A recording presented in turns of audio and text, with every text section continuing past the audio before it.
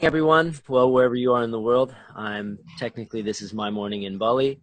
On the call with us now, we have Lisa Harrison out in Australia. BZ, I have absolutely no clue where you are. Washington State. BZ in Washington State, and Alex, Valerie, and Heather are in Washington, D.C. And this call is being recorded, so it's not going out live. And this morning we're going to have a nice discussion to go over a number of topics. However, we're not going to go all the way back to the beginning. There is a lot of material to cover the backstory with some of this stuff. www.i-uv.com,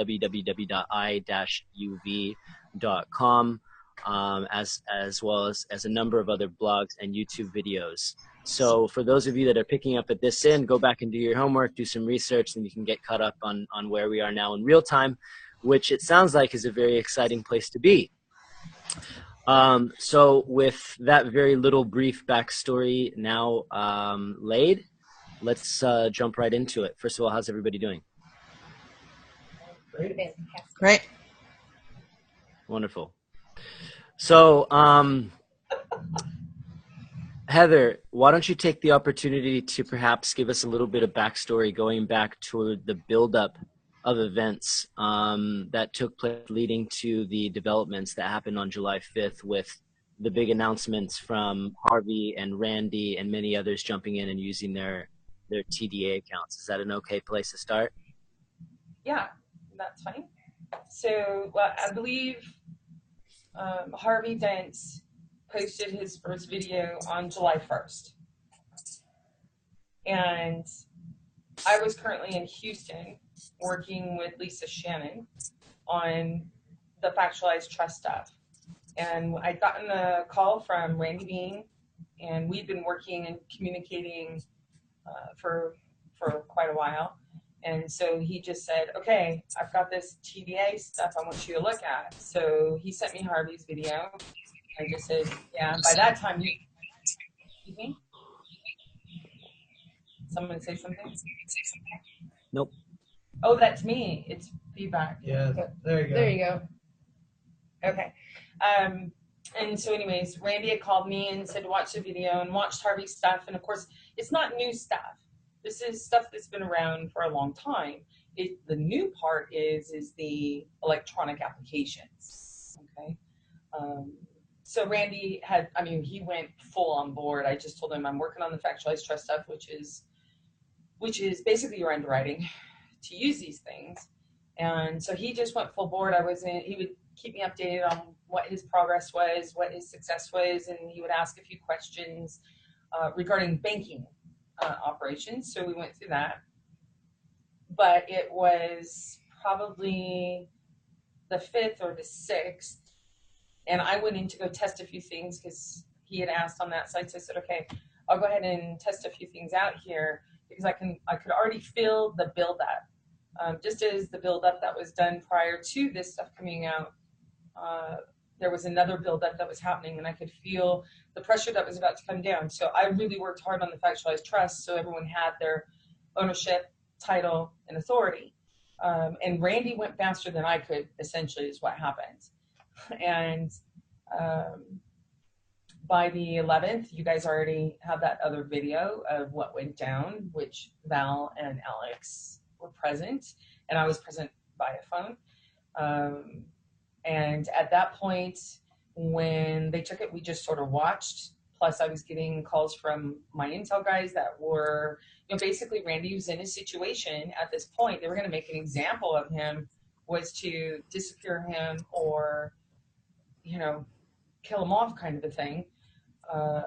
Taking it through Colorado with a few stops off to Arkansas camp and Texas camp was the intel that I had. So the main important part for me at that point was doing the factualized trust stuff. We went fast so that at least Randy had that to give to everyone. And that's why they had to move so fast and were making, I guess you could say, mistakes, but really for me, they're originals. So they were doing it so that all this could be made visible. So at that point, my job was to keep Randy alive and not disappeared. So Colorado and all that stuff, they didn't file affidavits of complaint for the warrants in the clerk's office. They only gave the back side of it. And when you look at the front side, the affidavit, where someone has to actually make a statement, they're very obvious, and you can tell supposedly these inmates that made the affidavits, it wasn't. It was a complete, you had Parker Still, who's military intelligence, who works with David Parker, who's also military intelligence, which is currently working at multiple places, the military, USAA Bank, where Randy is, as well as Texas Police Tech, something like that. He's an IT expert, right? So this is what Randy had to deal with, and this is what I had to deal with, and there were a lot of surprises, but Randy had his own design. So when I was in Houston, that's what it came down to, is Val and Alex went to the first court date, which was on a Monday. What day? Monday of this week. 17th. So, yeah. The 17th. Yep. They were in court, and they called me and put me on speaker so that I could actually hear what was going on, but I couldn't. And so I'm going to leave it to them, unless you have some questions. I'm going to leave it to them to describe what Randy looked like, what the whole situation looked like, and what went on that day, because I wasn't present. But I was on the phone and did have some communication with a lawyer that I had to enlist to assist us, because they only let attorneys speak, Tennessee attorneys speak in court there. So do you have any questions, guys? Before Alex jump in? Yeah. Real quick, for the sake of context, for those that are going to be watching this recording, what we're talking about now is Randall Keith Bean. The story is out on a number of different blog posts. Essentially, the process that he went through was he utilized his Treasury Direct account to purchase a number of CDs, high volume CDs, through his USAA bank. At which time those were processed, went through. He did everything legally, lawfully, by the book. All his I's were dotted, T's were crossed. There was nothing he did that was illegal, and he used those funds in his USAA bank to authorize a wire transfer to make the purchase of a very large, oversized coach to the tune of $500,000. And then, what was it? A number of days later, he was then arrested without warrant, without charges, by officers that were unwilling to really share who they were. It's what it sounds like from the audio that went out. People can go back and listen to that recording. So that was the backstory that's now led up to the day of court, which you guys are going into now. Did I miss any details? I just have a quick question. Sure. This is BZ. Heather, if you can just explain, one of the reasons that they couldn't have a proper warrant and all of those things was because Randy, if this is correct, Randy had the factual trust. He filled it all out. It was all personalized. It was a wedding signature. It was notarized. You had it, and you submitted it. And so that gummed up those works. So that's just one point of clarification. Then you said there's a David Parker inside USAA he's military as well, USA is, but so he was kind of orchestrating this from within USAA. And the last part that you pointed out, that they were going to basically just off him, which makes sense. And when you're talking about the way things unfolded, it seems to me that having it go viral, they figured, well, that would be bad for them, but good because it would scare people and they would all go away, and it had the exact opposite. Well, I think, why don't we do this?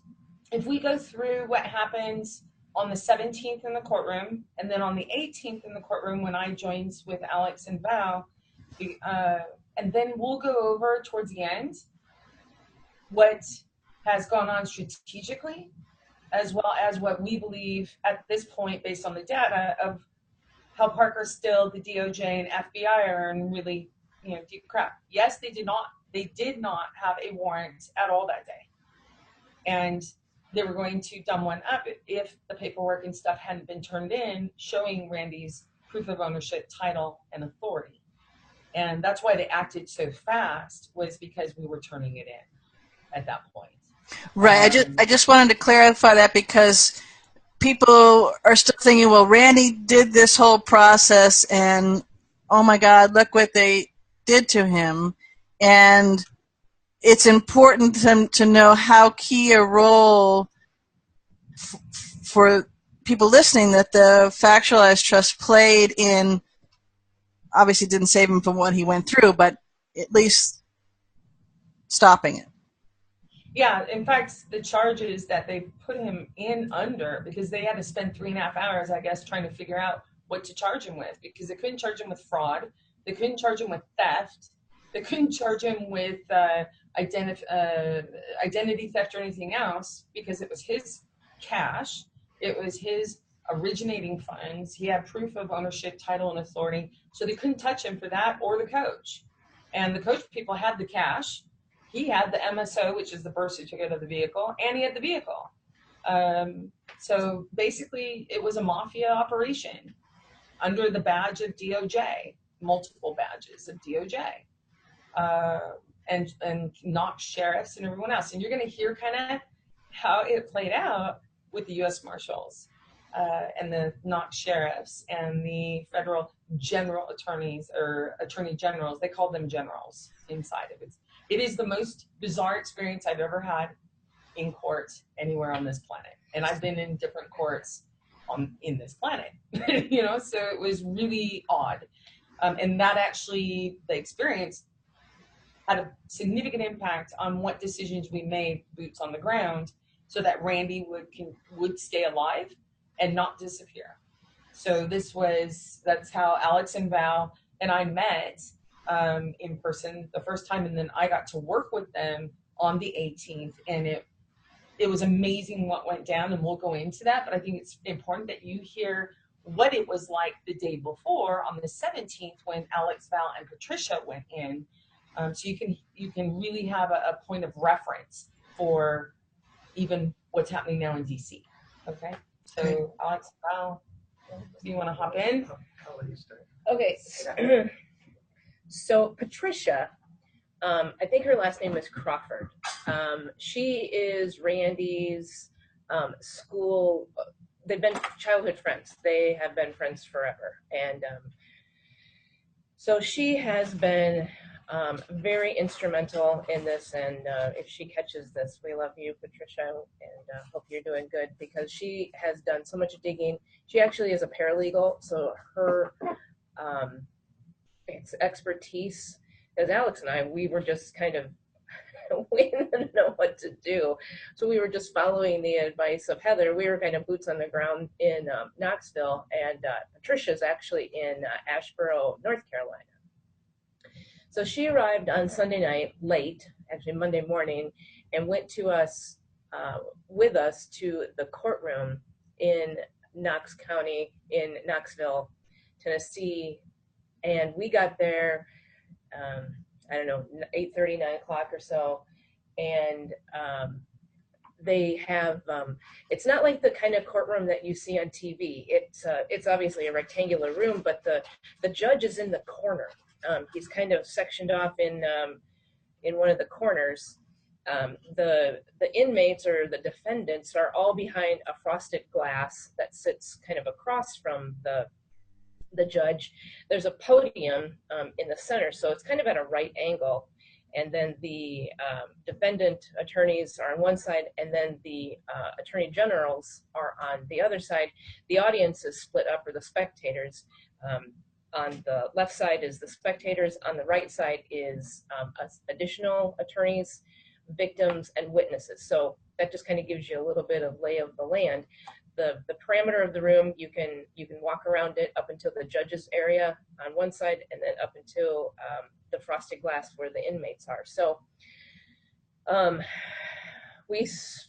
didn't see Randy right away when we walked in on Monday, but Patricia did. And Randy is a very, very meticulous, he's slim,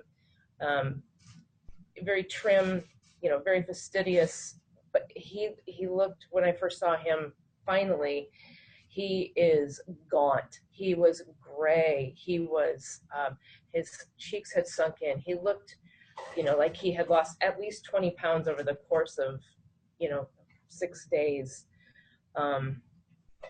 He really looked bad. bless his heart. So, doing what I do, just start pumping the energy into him, filling the room. I have a lot of friends that work, they work both with biofeedback and they work in the energetic realm.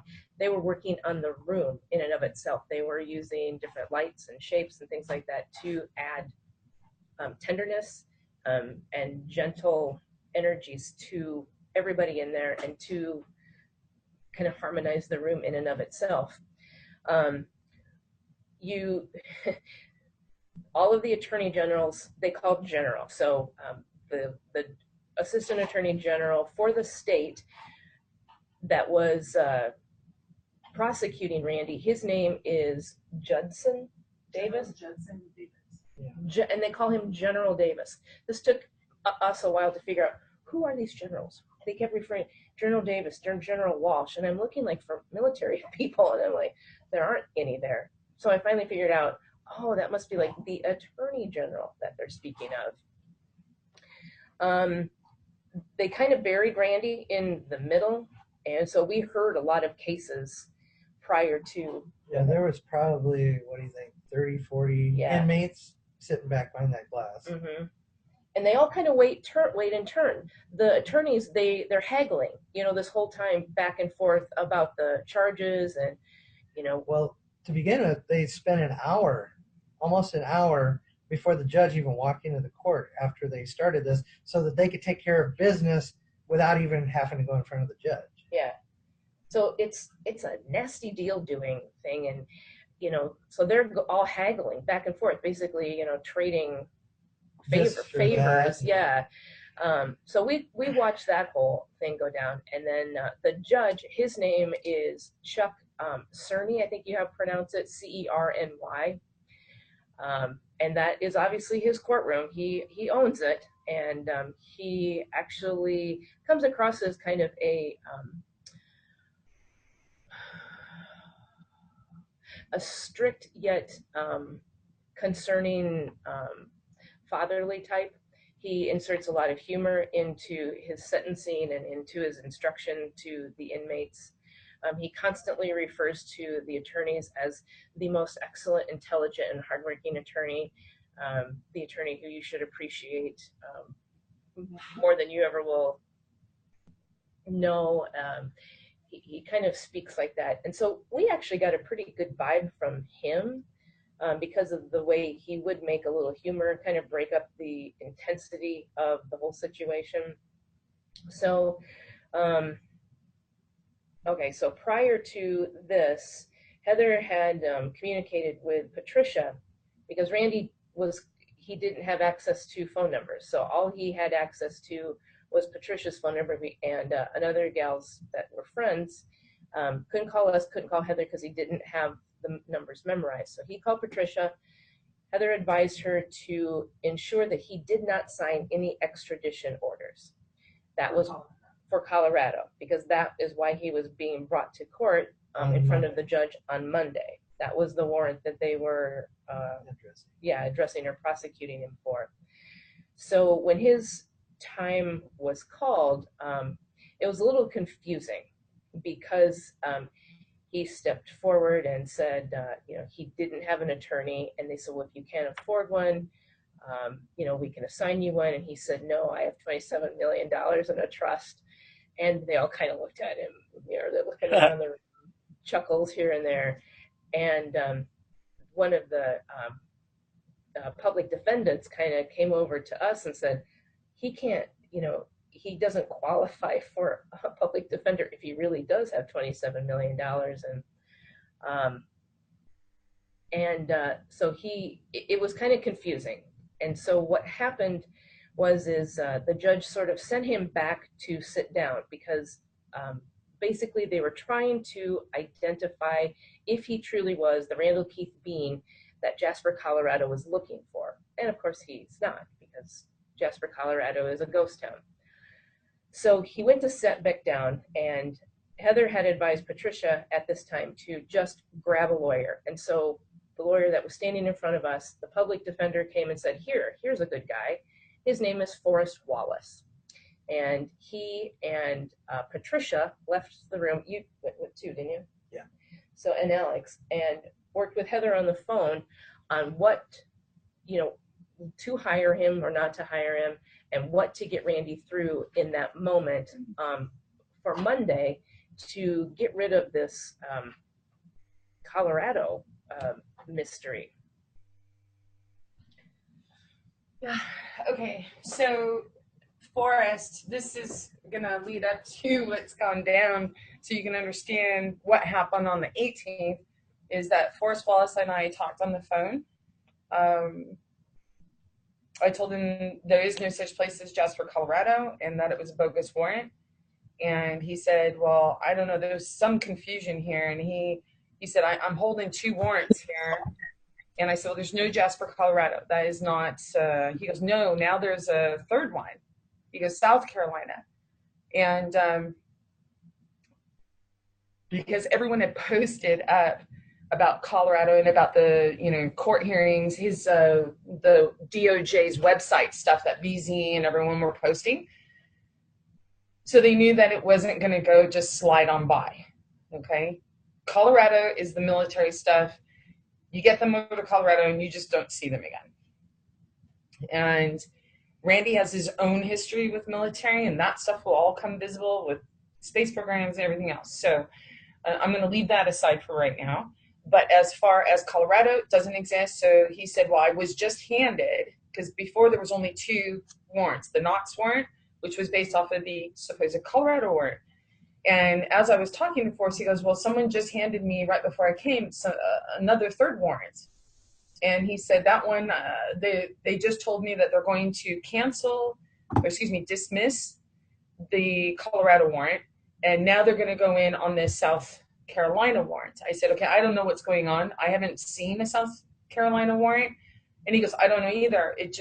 This is what just came in. So they had to switch it up because too many people were watching. Randy's too visible. And then this is a political case, even more so. This is a global case, right, with the TVA accounts and everything else. I know who some of the people are that were behind the order to grab Randy, and they're being spoken with to calm down so that they know that this is a win-win for everyone, and it's moving along. But the point was to not have Randy touch. So they got I told them just go in and ask for the Colorado case to be dismissed, and then to set the other stuff aside till tomorrow. I'm getting a plane right now and I'm on my way. And he said, well, are you licensed? I said, no. And he goes, in Tennessee, they will not let you even step forward. He goes, I mean, you could try to ask for a limited permission to go before the court, but he goes, but they aren't going to listen to you if you're not from Tennessee, period. And so I said, okay, I'll meet you at your office. And we worked it out to where I'd meet him in the morning and we go over everything. Meanwhile, I hired him to do some research so that our teams could get where they needed to be and I could get where I needed to be. And that is basically what happened that day in my part. But Wallace was competent to do the job I asked him to do for that moment. And then he and I would meet in the morning after, and then I could assess his competency and be able to move forward to do what I needed him to do. And I said, essentially, to give him notice, I wanted him to be first chair, I would be second chair, and I wanted to get back in the back room where all DOJ and the attorneys meet and do their haggling. And I wanted to be able to speak with Randy. And you can only do that if you're second chair. And that's how I normally work anything, whether it's international or national, is I always sit second chair and the local sits first. And that leads into the setup for the 18th. But go ahead and finish. Did you have any other comments on the 17th? Not really. We kept the military, the marshals, and the uniformed officers there was a lot of them. Granted, there was a case that came before the judge that I don't know, what do you call the ununiformed police? The plainclothes? The plainclothes. He had to U.S. Marshal. Yeah, he had to testify. So he was there, and there was support for him for a different case. But there were a lot of uniformed deputies, police, very, very visible with the uniforms. I don't on the know. 17th. On the 17th, on Monday. I don't know what marshals look like. I can only imagine. But I didn't have eyes for them that day. How was Randall? You said because he was shackled differently. Yeah, he just was handcuffed on Monday. He just had the 2 handcuffs on his wrists on Monday. So Okay. that's noteworthy because on Tuesday it changes. They were also they were big sticklers on not making eye contact with the inmates, and if the inmates tried to make contact, they scold them, and then they come over and scold anybody in the audience. And at the beginning, it wasn't so obvious with like Valerie and me, with Randy, but towards the end of the day, you could tell that they had been watching, and they were really eagle-eyeing us too. And they really got after Randy several times to focus forward. On Monday? Yeah. Yeah. And then on the 18th, it got worse. But anyway, we'll go into that. Okay. So, do you have any questions so far? I know this is detailed, but the detail is required so that you can understand what work went down and that energetics now has transcended its old definitions. Because we're about to get into the energetic Mexican standoff that occurred on Tuesday, the 18th. Can you just clarify, the energetics have changed their old standards? What is that, so people can understand? The energetic has basically transcended its old definition. People would think energetic, you say energetic, and I do the energetics and all this, and you think woo-woo. You think something that you can't really see. Something that you can't see the cause, although you may see the effect and you attribute it to something else. Now there is visible and obvious cause and effect to energetics. And you can tell who's doing that. Everyone, as you'll hear in our recount of the Tuesday, the 18th court hearing, you'll be able to see the actual recognition by everyone in that courtroom of the energetics and the cause and effect that was done that day. Does that answer your question? Yes, and is that just for this case in this courtroom with these beings, or is that planet-wide? What do you want it to be? Planet-wide. Well, I say that, and I'm jesting, but I'm not, because this is about everyone and what they feel comfortable with. I am completely comfortable with doing energetics. I do it all the time, and those that are knowing know what's going on, but it's always been basically under the radar for anyone else around and not being oblivious, being basically oblivious. Now it is a matter of you stand in your own power, you stand in your own being, and you take the mask off and you just let everyone see. Right? You want to apply this, you want to do this and use your abilities, do it. So BZ, if you want it planet-wide, you do your part, I do mine. Everyone does their part with no more masks, and you make it with complete context and transparency, which is what happened on Tuesday, which has led to the most fun, most absolutely crazy fun doings and experiences here all the way to DC. I mean, it just got crazier in Knoxville. So we knew that we had to move to DC to get everything else done. And Val and Alex were so wonderful on the 18th. Working with them was my first time, that I was like, absolutely got to do DC. And so that's what we did. And it's gone past speed of heart. So Judy down Dora, I did go faster than the speed of heart. I told you. Okay, great. Thanks, guys. Let's shuffle to Tuesday. Okay. First up, Heather came in on Monday night. So we picked her up at about 10:30, got settled. We were working out of Randy's place just because we didn't have any other place That's to where work. we were at. We were when staying. This all went down. So. Okay. So Randy wouldn't even start all of this until these two showed up. And I'd never met Val and Alex before. I'd never met Patricia before. And watching those, it's what I call Randy's intimate team. Everyone has their own intimate teams. Randall did an incredible job prepping everyone. Patricia's had years of work, plus she's a paralegal, but she's had years of experience with Randall. Okay. And these two were already there, so they picked me up. And it's funny because right now, not just planetary, but universally, everyone's going through a total recall of anything that was forgotten in order to come through. and do these experiences, all that memory is coming back for everyone. And so when I get there, we'd had a couple of discussions on my way there, and they were like, yeah, just there's data here that we aren't aware of, things that we need to talk about, and things that weren't adding up with what they had, experienced with Randy. And so I explained to them a little bit about the military deep cover as well as space program deep cover. And then when I got there, and I had suggested, watch Cypher. I mean, as far as Randy triggering out, it's going to be very difficult for him. He's going to be nerve-wracking, and it's proven true at this point, and even aggressive, because he's having such a hard time as he's triggering out and getting all his recalls back. And so when we get there to his apartment, they were like, okay, since we've done all this, we've noticed that Randy's apartment, I mean, if you look, there's nothing personal in his apartment. No photos of him or his family or friends. No really personal items at all. And when you go in there, it looks like a stage set. And we've seen those before, at least at the industry and levels that I've worked at. And they're fronts, right? Safe houses, whatever you want to call them. And it's only a couple blocks from the federal courthouse. And it's not a coincidence that Randy chose Knoxville, Tennessee to actually have his place, which is where Parker Still, who is also military, is headquartered out of. And we'll get more into this as this all comes out.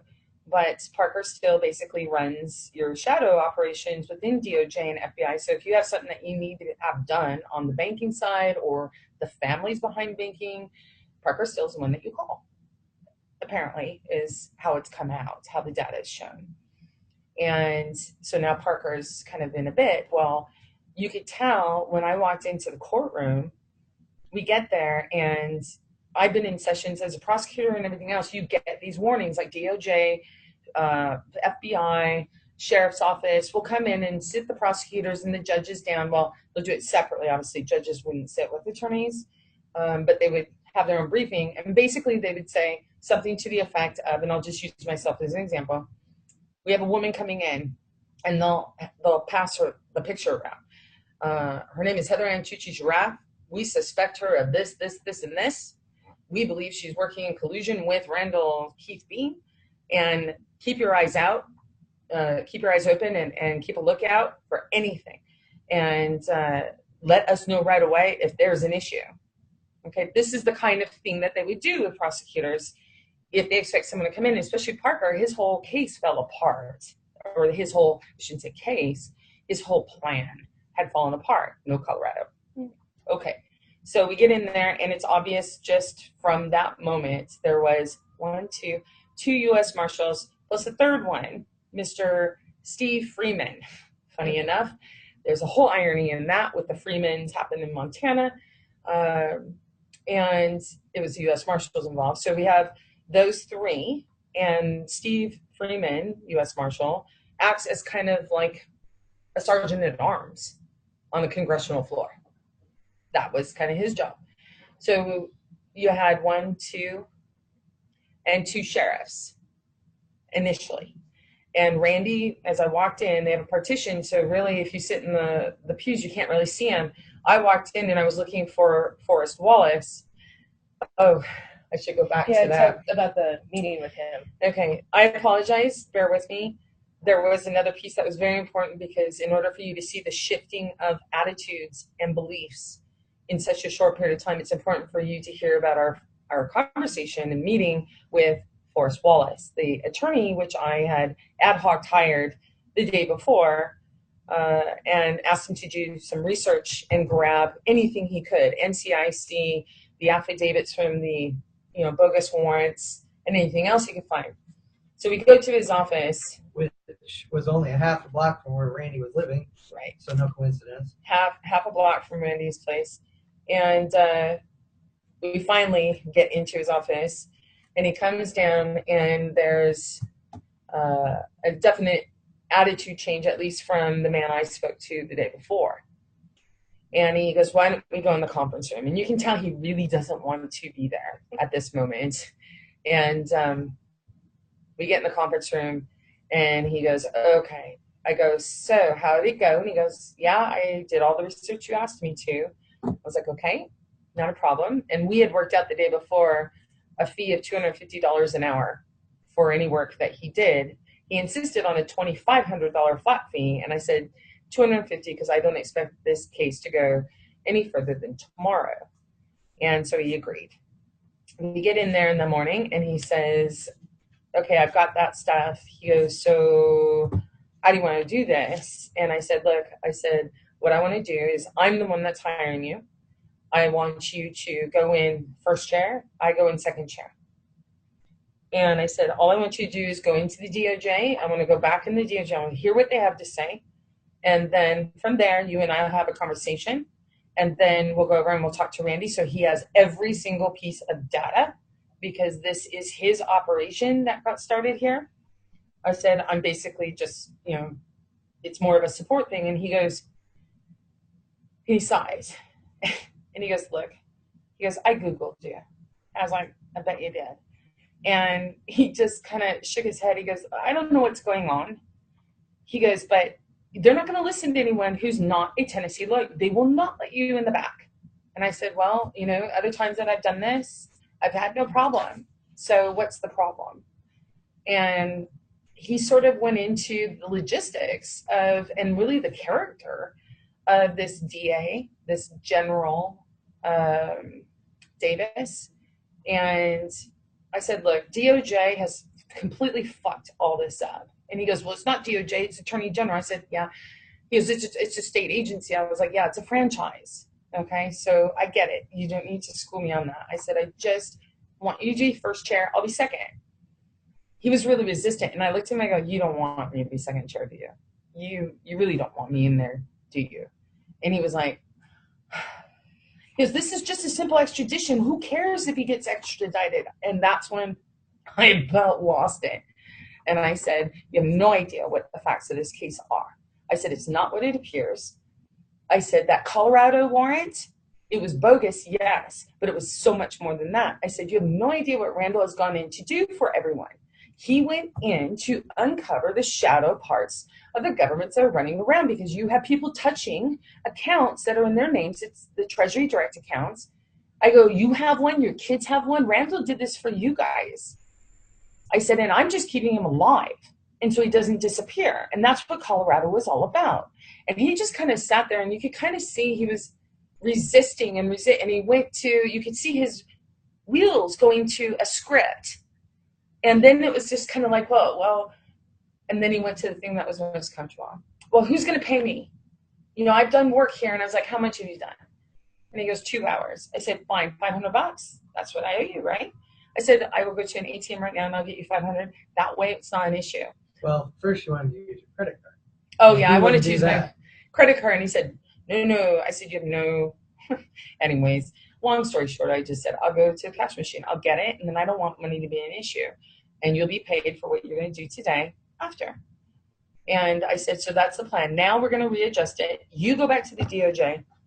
And he goes, it's not DOJ. I was like, fine, fucking Attorney General. You go back to Attorney General. Figure out what he wants to say. You come back to me. Tell me what he says. Then I'm going to, along with that data, you're going to give to Randall what the Attorney General said. I want you to tell him what I'm saying. And then you come back to me and tell me what he says. All right, fine. And he's like, is Randall hiring me or are you? And I said, I am. That way you answer me. He did nothing what I said. And he said he would, but he didn't.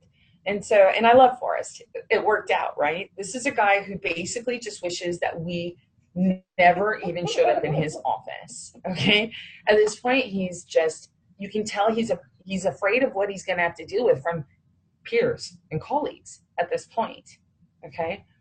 He goes in, we go into court. I look for him and I'm looking in the pit and some officer comes up to me, and a sheriff, because I'm standing at the pit and I see Randy, and Randy and I are standing there and I'm smiling. I am literally just smiling. I don't say a word because I know how it all works. Any kind of communication whatsoever. typically eye contact has never been an issue in any courtroom I've ever been in. So this is my first experience where they don't even want you to have eye contact, yet every other inmate could. In fact, they were having communication. They were talking to each other, and the judge had to ask them to be quiet. Randy, man, he even looked at me and they yelled at him and threatened to have me removed from the courtroom. So I have about a 45-second communication with Randy. Just on the outside, it looks like we're just looking at each other. On the inside, so much communication went down. And I could feel him uplifting. Everyone could see him uplifting, which is why the sheriffs came in immediately. One came to me while he got yelled at by the others. And the guy says, excuse me, are you, do you have business here? I was like, yeah, I'm looking for Forrest Wallace. Oh, he's not here yet. He's not here yet? Okay. And he goes, do you want to sit down? And I said, sure. I go, anywhere? He goes, yeah. So I sit down in the DA's bench, the Attorney General's bench. And I'm just sitting there and I'm watching Randy. And a DA comes up to me and says, you can't sit here. This is just for Attorney General. I was like, okay, no problem. So I slip behind in the next pew. Randall and I are still communicating. And it was direct line of sight. No words, no mouthing of words, no nothing. Just looking and smiling. And, of course, communicating. And so this little sheriff comes back. And he goes, are you a victim? And I really had to hold my tongue because I was like, should I fuck with him? Should I go there? And I didn't. I just said, no, I'm not a victim at all.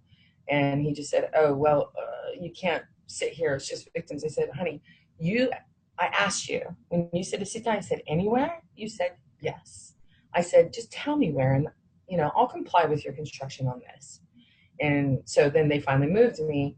And this is all important because what happened at that moment was 2 more sheriffs came in with military cuts and everything else. And so now Randy has 3 over by him, and there's 1 sitting down next to the judges. It's connected to the judge's bench. Basically, it's the witness stand. Yeah, basically. He's sitting in the witness stand. And the DEAs at that point are all looking. You could tell everyone had been warned because they kept staring. Everybody. Hardcore. Arrogantly too. At this point in time. Yeah, at this point in time, it was arrogantly, but I didn't care about anyone else. Right. I noticed that they were watching, but it was mainly Randy that I cared about and who needed the energy to be able to move forward and a recharge. He needed a recharge. Because and Tuesday he was in handcuffs and then the waist. She was chain in full shackles. and ankles. Top to bottom. Yeah. His legs were shackled, his hands were shackled, and it runs through a belt at the waist with a chain that connects everything. And he was humiliated, and he and I communicated in our way, and he understood that none of that really mattered, especially to me. What mattered was that he put on a very strong face and a strong aura. And so I assisted in boosting that with Val and Alex, Alex is an incredible amplifier. And Val's incredible at healing, but also at other things. Both of them are. So we're doing all of this, and next thing we know, there's, like I said, more sheriffs brought in. You had another U.S. Marshal brought in, and then we did our thing. The Forrest Wallace, I love him. He didn't do anything I asked him to. He went and talked to the DOJ. Then he went to talk to Randall, and then he went back to the DOJ, and then came back. And meantime, Judge Davis, his whole demeanor changed. Well, that was after that. Okay, because I told Mr. Wallace, Forrest Wallace, about the military operation, about the deep cover operations on the space side as well, to go in and make visible the shadow operations within the government, quote unquote, that were there, with Parker Still and all of this. So I knew water cooler is one of the most important tactics that we have in law. And so when he went back to the back room, you can tell the moment that he actually spilled the beans, because all of a sudden arrogant faces aren't so arrogant. And General Davis came out and he was beet red. He was upset at this point, and he was sweating. And because I had told Wallace that DOJ was dirty, FBI was dirty, and that there was proof sitting right in these folders, which I now had in my hands. And that's when all these sheriffs came in. We ended up with an additional, we had over a dozen armed law enforcement that were brought into that room. And there was 6 of us. By that time, there was 6 of us in the room, and then five or 6 inmates. They had taken most of the inmates down, and almost everyone had left the courtroom other than the 3 of us and 3 other people It was who were communicating with the inmate sitting next to Randy. It was 12:50 by this point in time. Yeah, 12:50. So all of this went down, and we had a Mexican standoff. I had to keep going in and out of the courtroom because I was receiving messages and from intel guys. They had sent over copies of the affidavits, which weren't available in the clerk's record. They had sent them over to Bill, American Kabuki, Terra Incognito, whichever name they use. And Bill sent them to me immediately. He just said, a mysterious person sent this over to me, and I assume that they're for you since they say Randall Keith Bean. And I had put out the call the night before saying, get me hard evidence on bogus warrants to all the intel guys. So everyone was actually coordinated cooperation here. DOJ, U.S. Marshals are really sweating it, especially now in this current moment as we're doing this video. DOJ and U.S. Marshals and all those guys know they really should have been more careful in their choice that they were implementing. So Randy, there was a huge energetic Mexican standoff. You could see it. You could feel it. I would literally get up and leave the courtroom and come back in multiple times. And instead of passing in the front, a few times I passed in the front because I needed to get to the phone call. But every other time, there's probably 10, 11 times that I would go in the back to go past them, because they put these guys, all these U.S. Marshals, 3 behind me, and then 1 in the middle and one on the other side, plus the 2 that were in the box. We just passed right by them close enough to where I could pat them on the shoulder and said, hey guys, what's up? And smiled and kept going. So this intimidation thing, it didn't work the way they wanted it to. And I still got to communicate with Randy. It got to the point where they were yelling at him going, Dunk, stop looking at her. We're going to throw her out. And I almost just went like this and to close my eyes, just to fuck with him. But I'm communicating with Randy. Randy's communicating with me. And they know it. They don't know how. And they're pissed off. But they know it, and they were pissed off. But they couldn't throw me out. And they couldn't take Randall out. He's, after this particular day, Randall, the very next morning, was put into an open pod, has now email and phone. Of course, they restrict some of the hours that you can do, but he was in 24-hour lockdown. They Guantanamo him. They didn't allow him to have showers for days on end. I don't know how much food, but I can tell you it looked like he had lost 35 pounds since he'd been taken in on the 11th. Very little, they were basically he had sensory deprivation, totally discombobulated as far as, during the days, and in court, they have to at least make him look somewhat presentable. Otherwise, questions will be asked.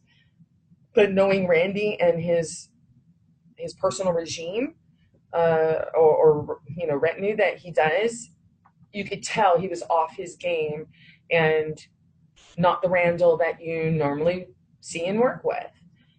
So that really was kind of the deal. They made a lot of statements, intimidation moves, and none of it worked. They just got madder and madder as we all went through. And then some really cool things happened later that night with some of the bigger aspects that I think your UFO communities and hard-fought researchers would really enjoy. And Knoxville just went up in a panic. And there was stuff that happened at the airport the next day, but we'll go ahead and finish with Tuesday. So what do you guys have? The motorhome. Oh, the motorhome. So at this point, towards the end of the hearing schedule, because the judge said he had to leave at 1 for whatever. He had a meeting between 1 and 2, and he'd just have to end court early, for that day. And so what I told Randall, or what I told the attorney to tell Randall, was, look, it's up to him whether he wants to go to South Carolina. It obviously was his setup. That was a case he had left there as sort of an out, in the event. And so they wouldn't even scrub it. It didn't matter to them that they had no warrant to arrest Randall. They weren't going to let him off on that, what they called it. He called it a glitch. He said, that's just a glitch. And they'll say, well, we got him here now, and there's proof that, there's a warrant. I was like, it's a bogus warrant. He goes, no, they just want to hear whether he's identified as Randall Keith Bean. And I was like, okay, so there's no criminal procedure and process. Okay. Laws are just guidelines, or not really. Laws are just sort of, paper to use for wiping your ass or something like that. It just did not make sense. It was ridiculous. I've never seen such an insane show presented as a courtroom. No law whatsoever. And the judge was very stressed out compared to what Val and Alex had experienced the day before. It was a natural funny. He was sweating. He was pushing the humor to where everyone was kind of like, even the DAs, the generals were sitting there looking at each other like, what is going on here? And so everyone was very uncomfortable. So I asked, I said, Randy, if he wants to get out of here. He said he did not want to be in Knoxville. He didn't feel safe in Knoxville with everything that had been going down. I said, then get out.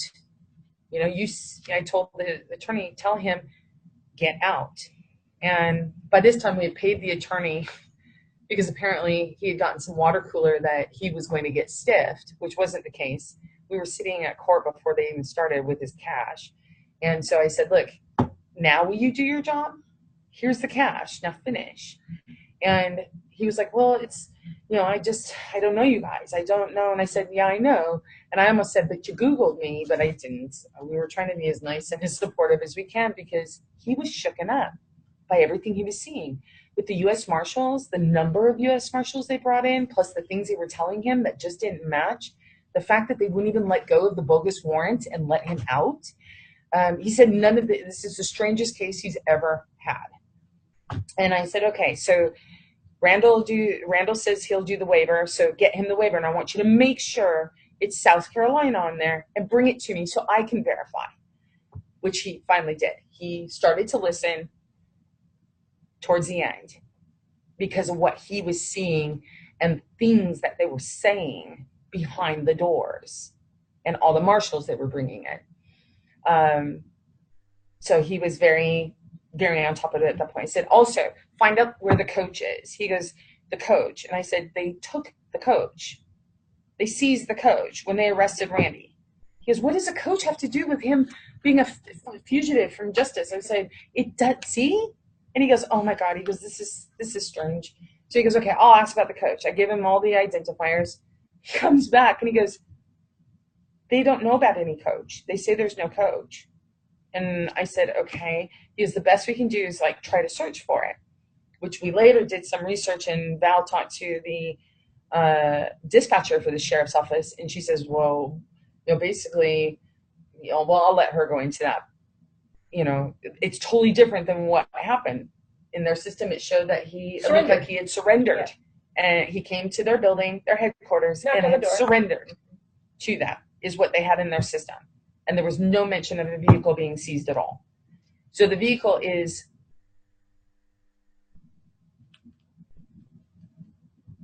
everyone's claiming there was no vehicle.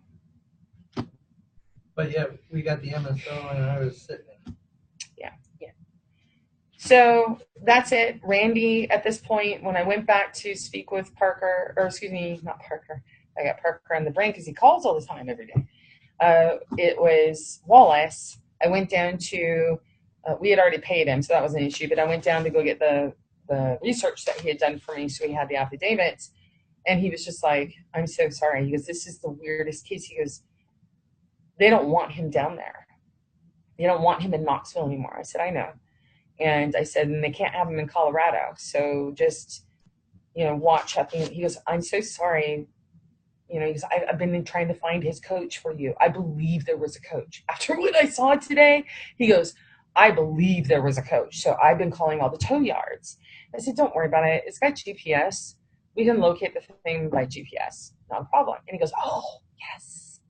And so he's like, if this on the 1st, which is when the court said it, if South Carolina doesn't pick Randy up by the 1st, then he goes, Randy has a good chance of just getting out. No shit, right?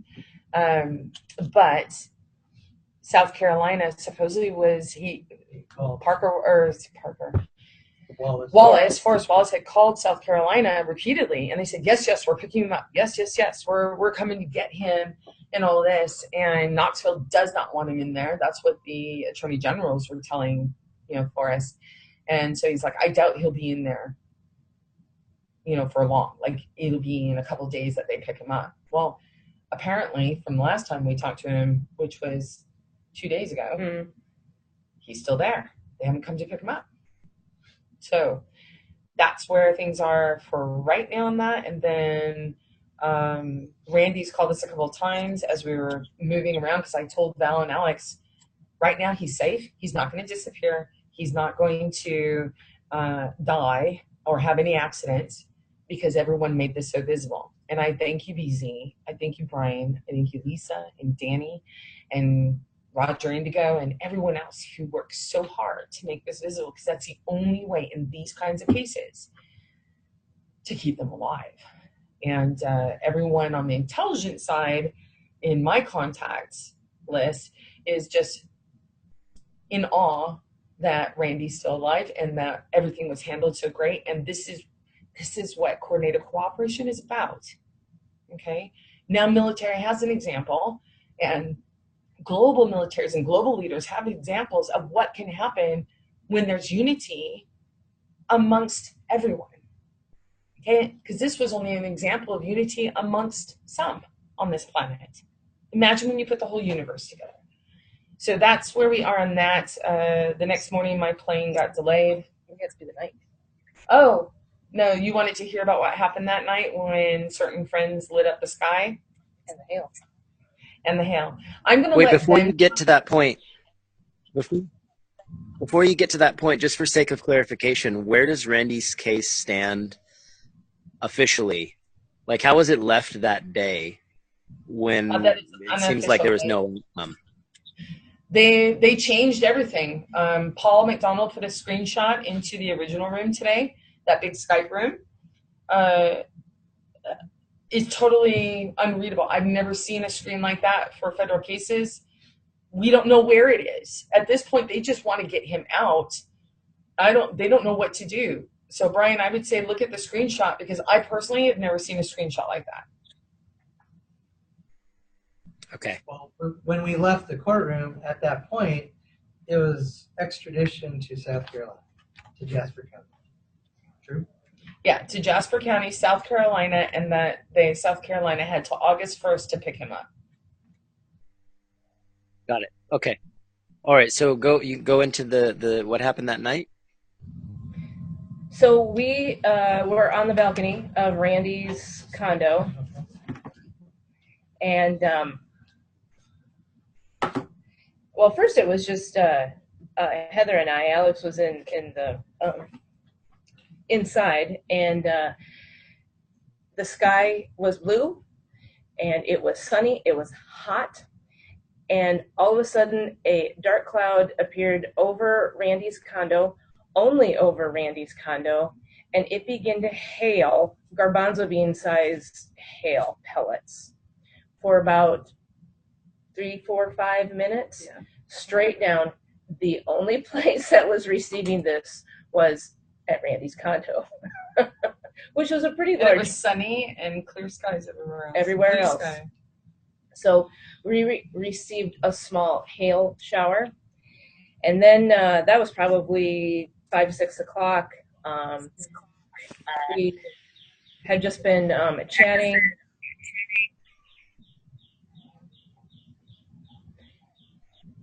I think, yeah, there you go, baby.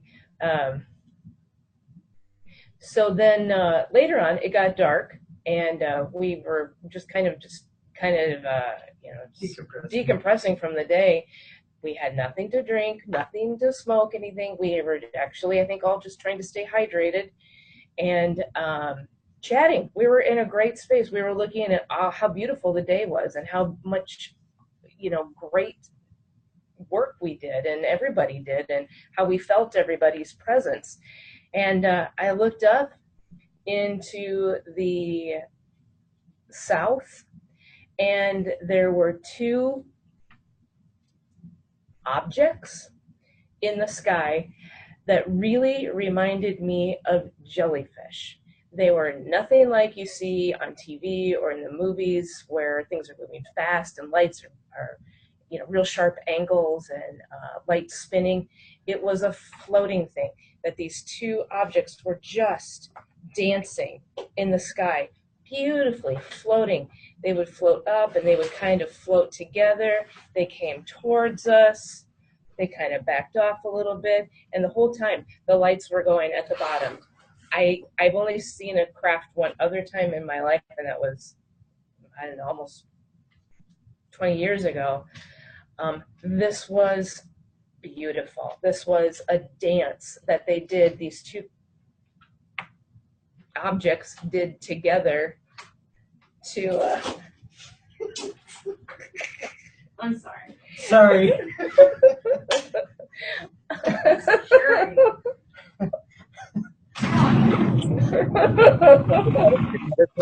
Jellyfish costume? Wasn't Oh, I was just gonna go smoke. I'll be right back. So anyway, so yes, we saw, and it lasted, I don't know what, 45 minutes or so. Yeah. It was fantastic, and to us, it looked like a complete galactic approval for everything, to let us know they were there, in that kind of sense. So, Heather has left the room to go smoke. So. Okay. Yeah. Okay. If you guys. Okay. So anyway, so that takes us through the Tuesday night, and we decided it was very clear to all of us to get out of Knoxville and that we could be of more service, and there was time. Heather said it was time to go to DC, and so she said Alex and I were to travel by land, and she was to travel by air. She caught a flight. And it was late. She was delayed, I think, 2 or 3 hours getting out of Knoxville. And that's a whole nother story because she had visitors from the marshals, and we'll let her tell that. But Alex and I just got packed up for Mandy's place, and we just headed here. And I tell you what, it went like we rode on light easily. So yeah, that's where we're at, which takes us to Wednesday morning. I can't believe it's just Saturday. So at this moment, I think we should take a break since Heather stepped out and she can tell what happened with the airport and stuff. Is that cool? Lisa, are you able to dub out a short break when we publish? I just closed the recording. Okay, sweet. Back? I'm here. Okay. Okay. All right, we're back online. So where we left off before that quick break was leaving Knoxville and heading to DC. So do you want to, Heather, maybe just give a little bit of backstory of why the move of location? Well, I was already headed to DC from Houston. And this is what is so important for everyone to at least be open to hearing and receiving so that they can choose how to do as they feel, okay? I have always used my body to be able to position myself where people think that they aren't seen. Whether it was in Morocco, when we were in Morocco, it was Dakhla, right? With the Mauritania and Alexandria's library.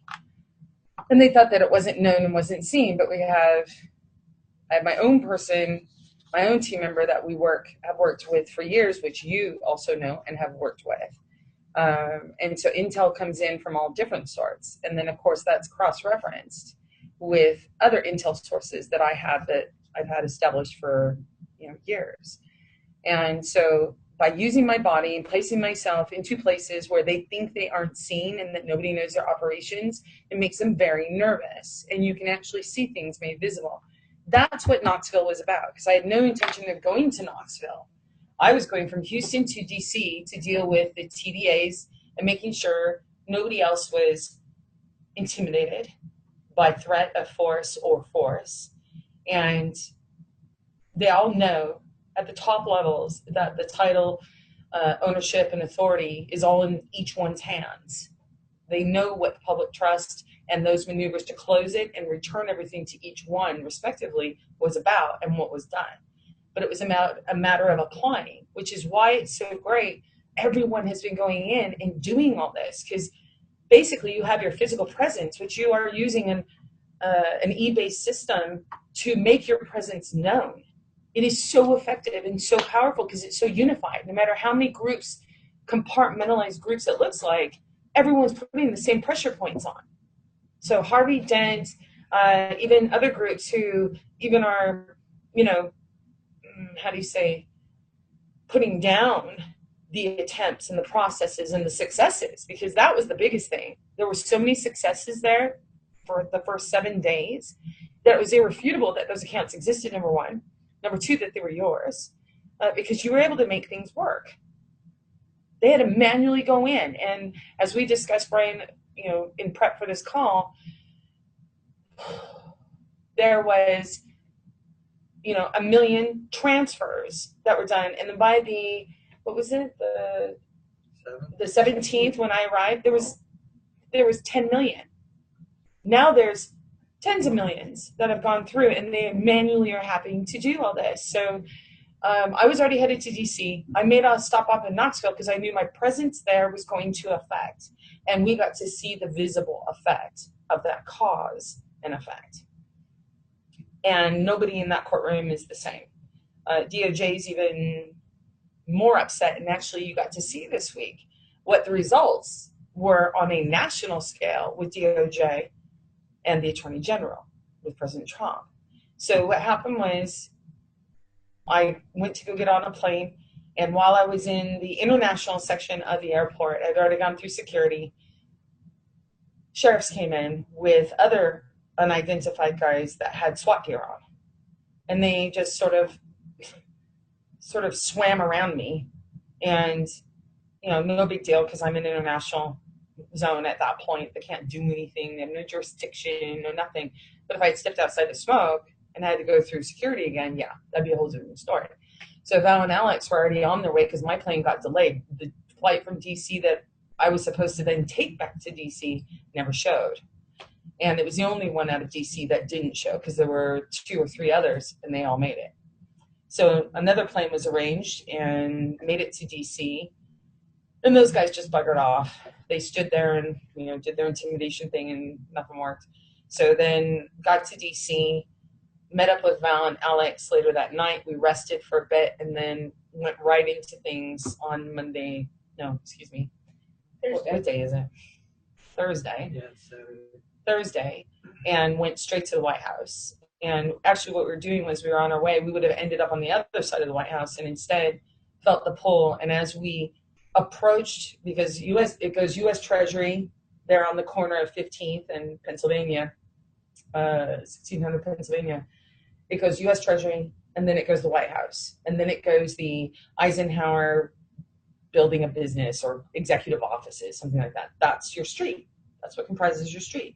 On the other side is Bank of America, which Bank of America is the only bank I bank with at this particular time, and all their systems crashed nationwide. Okay, Bank of America is the one that holds my Fed contract. So somebody had brought up about if you have banks with the names America, Citizen, etc., those are holding the contracts. That's who you should be using. Well, I gave you guys years ago in the E-bonds and the D-bonds my back office with my Treasury Direct number as well as my back office. So everyone's actually got my data. But Bank of America is one that holds my Fed contract for my account. And they would be sort of the processing. But that's neither here nor there at this point, because when we went to turned on the block, felt the pull to go that way. We went that way, and we ended right in front of the Treasury, and all of a sudden Secret Service swarmed the streets. They started to, you know, be very firm with the tourists, going, get off the street, back down the street. And they made everyone get off on the sidewalk that goes right by the White House, that's, you know, connected to the White House. They made them all get off that and go over across the street. So they pushed the perimeter of security out, and they were putting up police do not cross tape. I mean, literally we turned on the corner, and then all of a sudden Secret Service swarmed the street, and we're pushing tourists out. And at the same time, as we walked down on the side of Lafayette Park, at the street in front of the White House, they were emptying tourists out of the White House who were on the White House tour. They were shuffling them outside as fast as they could, but also not too fast so that they wouldn't start asking questions.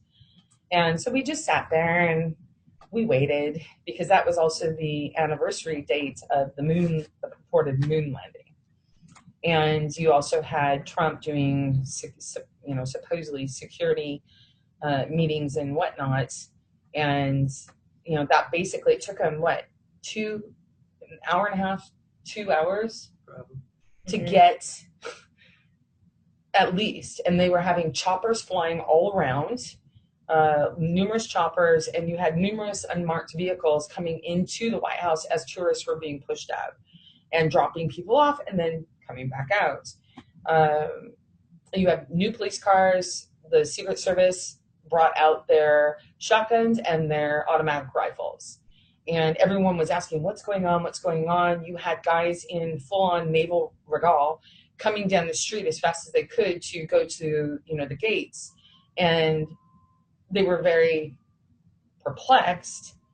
And people who are on the inside of DC were walking by going, oh my God, I've never seen this before. What is going on? And they were talking amongst themselves as they were passing us by. So there was some unscheduled activity going on that Secret Service was doing. And I got to say, these guys are impressive. I'm enamored with how impressive they are. It gave us goosebumps. And everything was going fine. Meanwhile, I'm on the phone unofficially and indirectly with people that are in the White House. And I was just told, you know, let them do their thing. Let them, you know, they were bringing media in, everything else. And we just said, okay, let's hang out. Let's, you know, do this. And I had already told the intel guys beforehand, the day before, we're going to be at the White House and let's start this, because everyone's going to have unfettered access to their unfettered access and facilitation to their Treasury direct accounts. That's the only choice there is. And they already knew this from years ago, but now's the time for implementation. There is no more blocking, reversing. It's your guys' accounts. It's everyone's accounts on this planet, and not just the ones in the US. I'm talking about regardless where your location is, you get access to your Treasury direct accounts and all international equivalents. So every value that you have out there, which is spread across the world. And we went back and forth with these communications. We went and ate stuff, and we had Secret Service coming in and out of, because we went a ways away from the White House to go and eat. And they usually do the perimeter of the block around it. But we were down further, about, what, a block and a half, 2 blocks, something like that. And Secret Service kept coming in and out of the little dive of a restaurant that we were in. And that was sort of how it worked for a few hours. And then I got a phone call saying, okay, you know, the top of the top says, you're good to go, you've won. And we get the whole block. And I just said, okay, well, when you say we won, you realize it's everyone wins. And they said, yes, but, you know, because they've been watching this for 17 years, you know, of all this work. I said, it's got to be it's very important that everyone understands, including the ones that now feel that they've lost, that they understand that everyone wins, including them. And that we all did this. Because I can tell you, the coordination that everyone did by touching their accounts and paying their bills, going in and working out the purchasing, going in and figuring out how people outside the U.S. can actually access their accounts and value. All of this was a coordinated effort that now allows for military space programs, national, international, to all come together with the people to make this happen. And that's the call that I received. Of course, it was unofficial and indirect. The point is we now move to official and direct.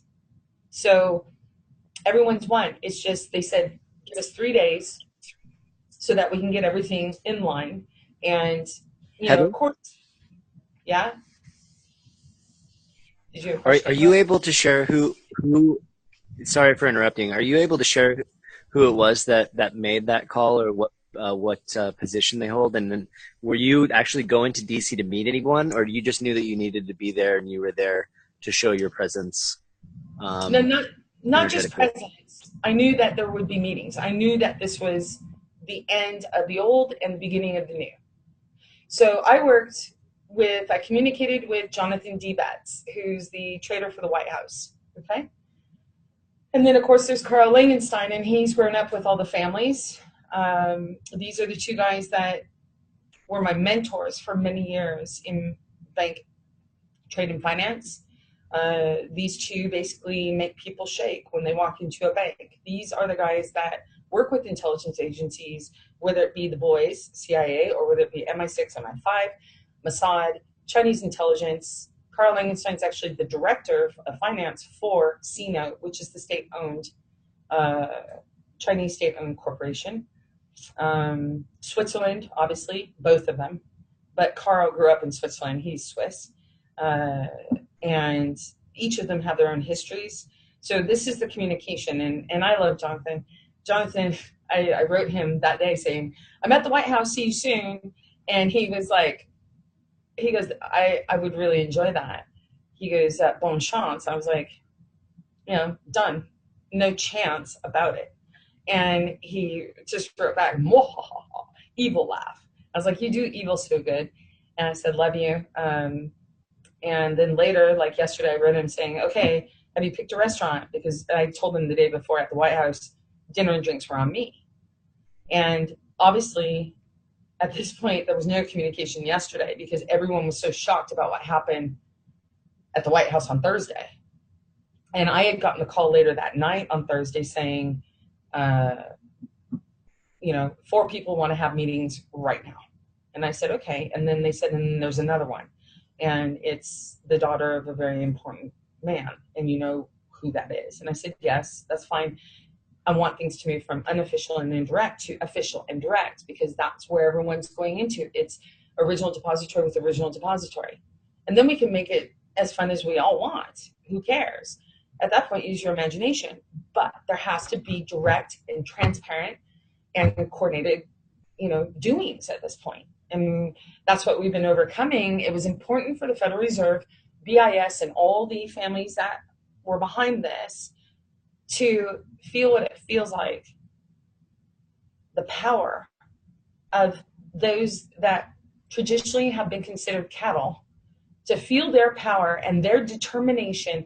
They know you aren't going to stop. They know none of us are going to stop, not this time. And that was really, that was the goal, because they don't want this to go on anymore either. But it was going to continue to go on unless there was coordinated cooperation and it was factualized. I use specific words in original, factualized, because they are words that they recognize. So that they could recognize that. So anyways, those meetings, I said, that's fine. And they said, just give us 3 days because we need to go in and that you've won, period. You've won.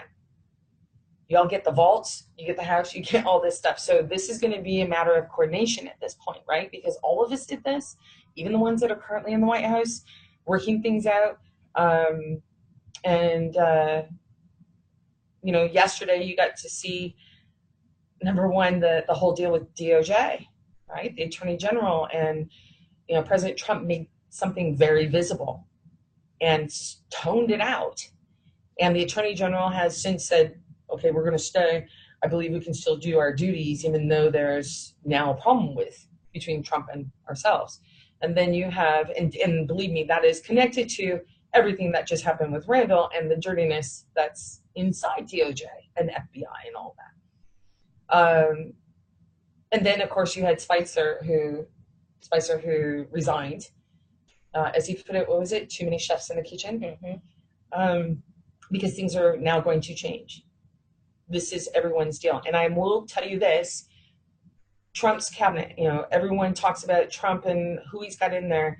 There are very specific strategic choices that were made in order to put spotlights on, sort of like Obama doing the Qatar deal an hour before he left or something like that, and Trump took over, was so that there was spotlights out that even a blind man could see. That's how obvious they are. Because everything that was practiced behind the veil for all these decades, Obama put out in front of everyone via executive order, but also protected everyone by putting it out via executive order. Okay, it's sort of like a president making very serious decisions for a company without having the board of directors sign off on it or give authority for it. So everyone's been more protected than you know. So like Trump canceling tips and all of that program was basically taking any public agency and having them service corporate and foreign corporate interests, which is your pipeline issue, right? With the tribes and everything else. Those guys were there to serve corporate interests, foreign corporate interests at that as well. Right now you have a very nice working effort where those on the inside, whether it's DOJ, FBI, CIA, the White House, and then international, is that they're now coming in, they're shutting down different aspects. And what I would like to do is, we can do an update later, but I would like to give them time to finish the setup that they're doing so that this week there is the official. So yesterday, for instance, I talked to Langenstein. I just said, okay, what do they need? And basically what we needed was to have things go from unofficial and indirect to official and direct, so that real announcements can be made. So I said, fine, I'll call. And Alex was actually the one who said, this is what I feel. Because we usually do a work, we meet in the morning. We just say, okay, what have you got here? What are our feelings on assessing? And these guys are incredible to work with. I've worked with a lot of people, and every doing that I do, there's a specific alchemical formula of beingness to get that doing done. So I'm not attached to any beings, but at the same time, I'm very aware that there are certain combinations in order to get something done. And we've never worked together before, at least as Alex puts it, in these meat suits. But it was obvious after Knoxville what to do. So when we went in, it was just amplification of everything. And Alex said, we need to call the White House. We need to at least tone this out, have them tone it back. Because what happened was Secret Service, when I went up, I had instruction basically to go and just give my name and my passport. And Secret Service looked very confused, and they refused to actually call in my name. All they would give them is my birthday. They would just say 7/30/72. And he refused repeatedly, because I told him, just give him my name. Well, we actually walked up to it was the press gate, just to clarify. Right. Yeah, to the press gate. And I said, just tell them my name. Here's my passport, and give them my name. And he refused to do that. And he said, I'm sorry, our systems don't recognize you. And so when we went in, we discussed the next morning. It was, okay, fine, put it in the systems. And meanwhile, I talked to Langenstein, because the daughters was trying to figure out, okay, what do we do to take this from unofficial and indirect to official and direct? And that's what it was. So I called them, gave them my name, and they said, okay, well, obviously just the name on a White House line, because I had friends whose kids worked for the White House. And so we talked to them on their White House phones with all our plans to get together and work together, and they, got fired. And so being on a White House line, we understand there's a lot listening. And so then the lady said, okay, well, you need to email. I said, okay, no problem. Well, at first I said, are you sure? Because just give my name. And they refused. So I said, okay. So I did the email, sent that over. Now it's official and in the line. That was sent over behind the scenes so that she knows. And now that was yesterday morning. And then right after, Spicer announced that he's resigned. They're cleaning, they're working around the clock. They are raw. So it's really important to focus, if for all who feel to do, is to focus on helping them recharge, because they are fully committed to making all this happen. It's a done deal as far as everyone getting their unfettered access to their unfettered access and facilitation to their accounts. Period. That's a done deal. So now it's just announcements and the actual, forms of application at this point. And I want it done as fast as possible. People keep asking me about timelines, and I'm like, well, my birthday's on July 30th, right? This is my birthday present to myself, is that everyone on the planet has unfettered access and facilitation to their accounts. And then I get to see the joy that they feel and that they, exhibit. That's my birthday gift. So that's about as much of a timeline as I'm going to give you, and it could be anytime sooner than that, because it doesn't take much for them. It basically is them telling their manual departments, hands off. But I can also tell you that as far as the teams I work with universally, we've already taken other steps as well, where their access to even affect it manually is being removed.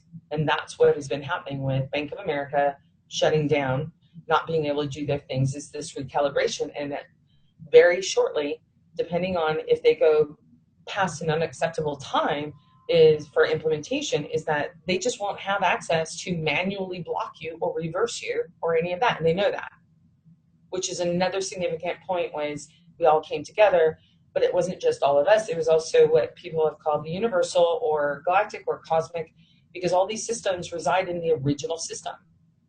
And it's very easy to do, which they are now seeing it was, because they're experiencing the fact that, okay, they acted bad, and so now they're not going to have access. And it's already, their systems are already showing them that in a very easy, gentle way, but it's going to be complete here in a bit.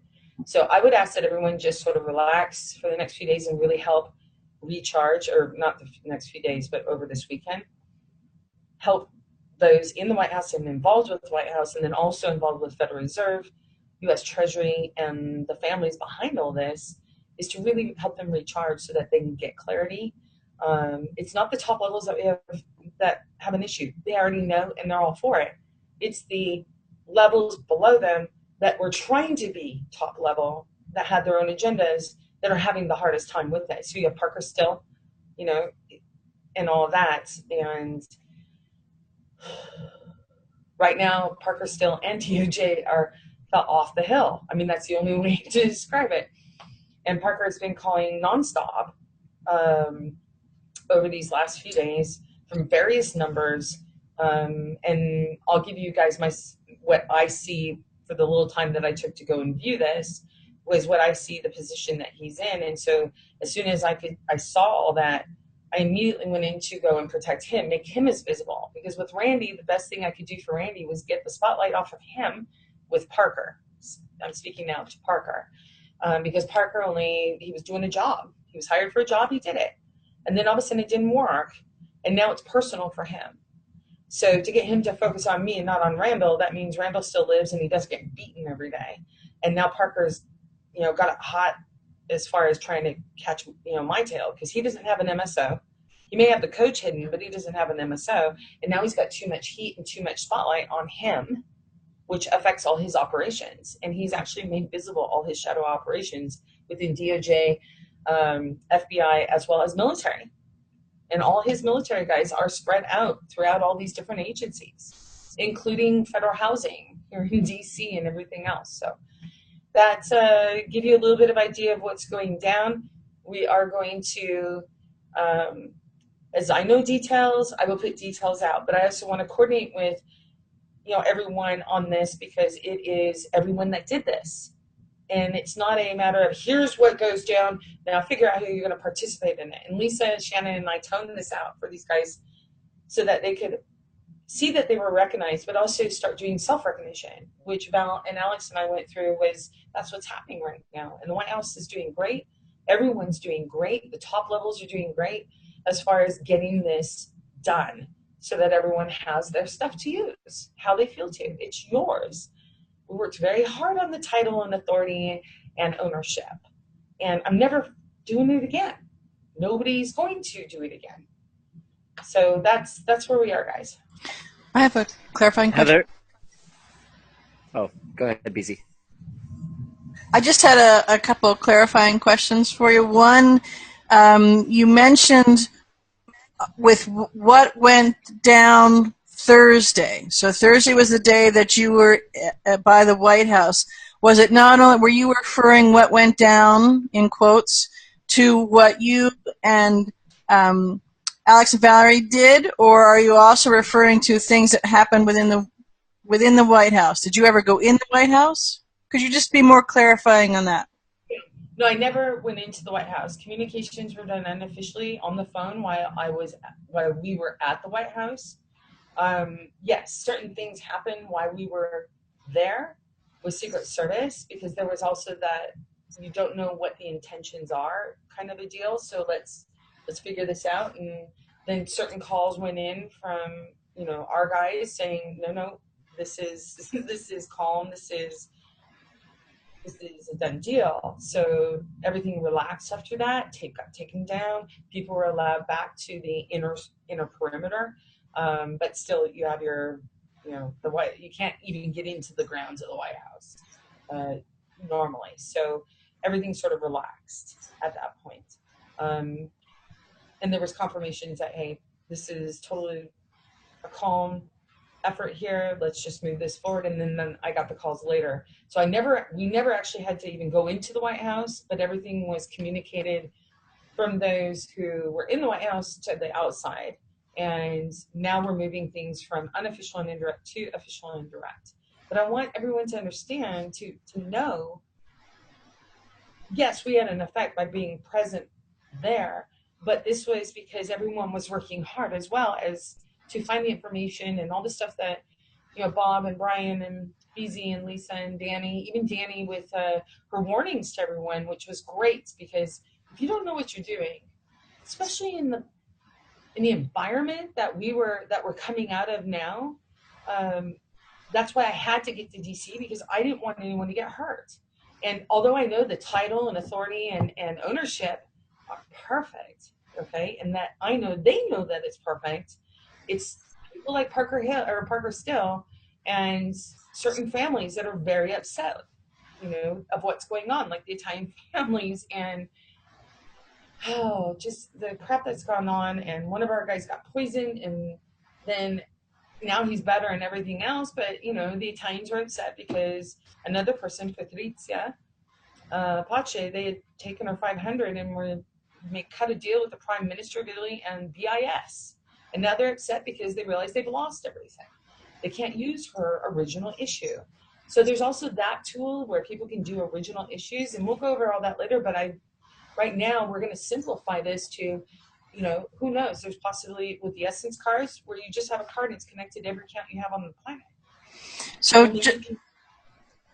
just to clarify, because I can feel everybody out there who hasn't heard this yet but can kind of hear it. Just to clarify, so right now what I felt you say was that things from an unofficial level have flipped the switches, that they're moving to official. So official as in an announcement, the mouthpieces of the paid press and all that will come through with this, or yes, they'll. Not just an announcement. The point is about implementation, right? Right. Because announcements only go so far. This is about implementation, where you can actually use this without, so it's unfettered access and facilitation. Absolutely. Yeah. That's what I'm focused on. Announcements, anyone can make them. Yes, there is some. Let's put it this way: if I go out and I announce, guys, unfettered access, go for it. With my history of performance and everything else, there's more likelihood that people are going to understand that. But when you put myself and others from the White House or U.S. Treasury or whatever together, there's a much more impact there, and then there's no doubts, right? And there's more of a cohesive, coordinated cooperation there, as far as going in and you guys knowing that you aren't going to be messed with. Yes. So So just to follow up on that, so it seems like that's all happening behind the scenes right now, and we will get an obvious. It'll be obvious, unmistakable to everybody. And it also, I also heard you, also felt you say that right now in these moments in between, that if people feel moved to in a coordinated cooperation effort to hold energy, to open energy to those who are finally getting off the dime and doing all this, and the families and those who feel that they've lost or whatever it is, we'll say those, okay, and a big ball there, that if we could hold energy for them, send them our appreciation for the fact that they're taking these steps and that there will be unmistakable movement of unfettered access in the next couple days. Would that be helpful? Oh, that's more than helpful. I mean, yes. They just need to know that there is support. They've waited for the coordination by the people so that they could come out and they could do this stuff. You see what the global theater is like. You see what the global actions and whatnot have been for the last year. So yeah, send them recharge. Don't hold energy. Holding energy means they don't get it. Holding space for them to be able to receive energy, yeah, that's completely different. So sending them energy for recharging themselves, because they're working around the clock right now. Also sending them energy for clarity, focusing on clarity so that they can get things done as fast as possible. That would be tremendous help. So yes, I'm not saying anyone has to stop doing what they're doing. I'm just saying for those that feel to do it, it will hyper accelerate everything beyond the speed of heart. And love them.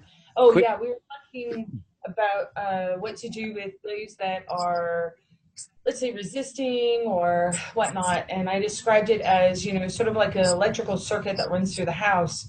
What happens when you send too much power through the circuits? Anything that's, plugged in, basically, it depends on the type of device and the components in the device, but most of the time it fries. Sometimes it only bits fry and you can go in and get it fixed, that kind of a thing. Well, it's the same thing with love. Send them love, just unlimited love. It is a measurable frequency, or it was. Now it's gone and transcended past what love has ever been known as or experienced as, because you can never define love. But send them that love. And those that just don't want to be here or transition in a very physical way, their body just dissolves.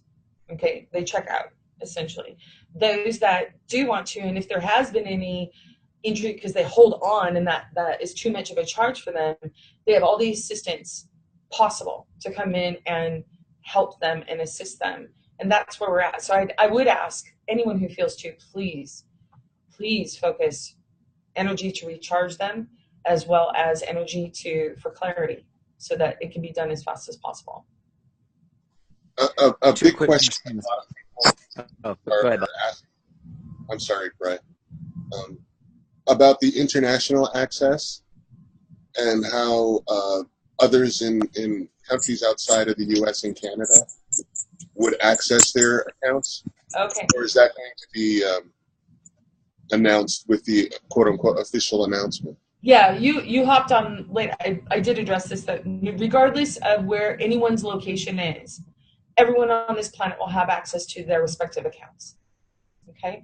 As far as there's Essence cards, which have already been prepared for complete release, but there's also, I want to meet with those at the White House because there's another little issue that needs to be handled with Putin. But what I wanted to do was to say, okay, here's all the tools and here's all the data. Now, what is everyone's feelings for a very quick implementation that's coordinated, in complete coordinated cooperation. So that, because, there's no more superiors, there's no more top. Everyone is top, if you want to see it that way. Everyone's top. You know, Everyone's original. everyone's original. So everyone moves forward together and very transparent. So as far as the practical application, Bob, it could be as simple as a card which is connected to every single account and operates off your own unique energetic signature, which everyone possesses their own unique energetic signature. It's energetic signature, security, which the banks used to work off of security, biometric security. So it's just it's the most advanced form of security. There's other ways too. So I would really like to first get in there, speak with them. They're doing a lot of moving around right now, a lot of changes with the people that are actually involved in this. You've already seen one leave, another one decided to stay, but who knows if they stay? I don't know. I'm letting them do this because they know the house the best. They know their operations and they already know who's dirty and who's not. It's just nobody's really done anything in a way where it was a coordinated cooperation on such a universal scale. And it's not just me. I'm talking all of us. We all did this, including them. Parker still, for me, hero in my book, because he made it look like such a mess and so sloppy, but he left the trail so that we could find all his other buddies in there and make sure that they wouldn't harm anyone else. Do you get that? Do you understand what's going on there on that? I do. Okay. So as far as application, it doesn't matter where anyone is. They will have complete unfettered access and facilitation to their accounts. We'll work out the logistics here. That's what this week is for. Okay. Perfect. Anything else? Yeah, Heather, is your plan, along with Alex and Valerie, are you guys committed to staying in DC until this is all wrapped up and finished? Yes. I'll speak for me, and then I'll let Val and Alex speak for them. Every storyline of separation has been prepared to be resolved. Okay. So you guys know Yusef, and his part has always been, he's worked for 17 years on all this stuff, was to heal and deal with healing the separation amongst the Arab storylines, which are all the embassies are here in DC. I myself will be having a home base here in DC for as long as required, so that we can get all this done beyond just everyone having their access to their TDA accounts or their international equivalents. So I will be in DC until my presence is no longer required and I can go create elsewhere. Val, Alex, we're hoping to work together. I'm hoping to work together, so I'm putting this out now so that pressure can be put on Val and Alex to decide to stay here. Well, we're in the agreement. Yes, we're here to see this through. I have a commitment the first weekend in August that I got to go take care of. So at that point, we'll reassess where we're at. But from now until then, we are sticking in Washington, D.C. I'm with him. Sorry, Val's cut out. Oh, there we go. Yeah. This is BZ, and I was going to say that this is far more than money, and people are starting to get the idea of that. But what I see is that once these official announcements go and the unfettered access begins, it will change, not because of the money, but because it allows the real being to come through of inspiration and possibility and all those just juicy, luscious, colorful bubbles to come through, and it will instantaneously change all in Source's universe. Absolutely. Completely. In fact, we were just discussing this. And for those who know, who have worked with me before, I always just start with self. So there were many working on all this who typically aren't seen. And I don't just mean planetary, and everything's going to be coming out, including all this stuff people have been fighting for years regarding extraterrestrials and all that, because you have separation storylines regarding ETs, UFOs. I think Stephen Hawking's been probably the most prominent as far as the voice that they use to push storylines, but also movies, Hollywood, and everything else. So, I have my friends that are in Hollywood who are very excited as well. All of it's going to be made visible, and I'm going to start at least, the White House already knows this is coming down, is that I'm just going to make myself visible. And then anyone else who decides to make themselves visible out of those parts will make themselves visible too. So yes, you'll be seeing the Universals or Galactics, however you want to term it. There's been many names. Really, we only work on energetic signature, which is why everything got changed to energetic signature security, so that this moment could happen. And the White House is very, very aware of that, and people are much more than they appear to be, and it's really just everyone sort of embracing themselves. So I'm going to be making myself visible, and then from there, as everyone feels to do, that's great. And it has never been about money, but money is one of the tools we've used to trigger ourselves out of what we believed ourselves to be, or what we were given to believe ourselves to be. So does that answer your question, BZ? Yes, it does. I'm Did I just start talking? lusciously having fun with all of the thoughts that are coming right this moment. Thank you. Yeah. Anything else? Brian, you had something, right? Yeah, I mean, it's kind of already but as far as the unfettered access, it seems to be the first amazing step. But I'm assuming that also means the end of trading humans in all forms, both energetically and on paper. Can you validate that? Yeah. Energetically and universally, okay? The human trade system, the slavery system, and the human trafficking actually stopped in July of 2015. Okay, only here on this planet did they continue with the paper trading of humans as cattle using bonds and instruments and securities, but also some of the abductions and all that. That was all planetary. They just didn't believe that trading had stopped universally. And when it did, it really freaked them out. And that's basically, I'd say Putin is probably the most aggressive player that I have come up or have experienced personally in these last 6 years. And, he's really having a hard time too. So if everyone can send him the love, and he knows what the power of love does. If you ever looked at his administration, if you ever looked at the changes he made in this administration, to play without a certain presence, but it was the presence that was behind it that was being dealt with, at least in my experience in my work, was dealing with the presence that was just underlying or underlaying in all of the public presence that he was putting out. I love him to death, and he's the best strategic player that I've ever come across in a long time.